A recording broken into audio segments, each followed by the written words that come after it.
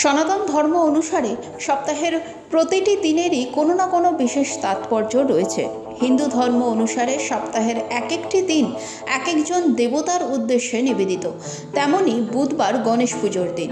শাস্ত্রমতে বুধবার বেশ কিছু কাজ করলে রুষ্ট হন গণেশ, যার ফলে সর্বশান্ত হতে পারেন আপনি। জ্যোতিষশাস্ত্র অনুসারে বুধবার কাউকে টাকা ধার দেওয়া বা নেওয়া উচিত নয়, তাতে আর্থিক সমস্যা বাড়ে। বুধবার দুধ জল দিতে গিয়ে ভুলেও পুড়িয়ে ফেলবেন না। এই দিন ক্ষীর, রাবড়ি, ছানা জাতীয় খাবার না তৈরি করাই ভালো। বুধবার কোনো মহিলাকে অসম্মান করলে রুষ্ট হন গণেশ। বুধবার নতুন পোশাক, জুতো, টুথব্রাশ, চিরুনি কিনবেন না, এতে সংসারে অশান্তি পিছু ছাড়বে না।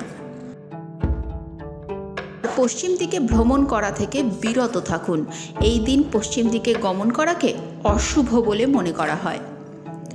বুধবার কালো রঙের পোশাক পরা উচিত নয়, তাতে স্বামী স্ত্রীর সম্পর্কে টানাপোড়েন তৈরি হতে পারে।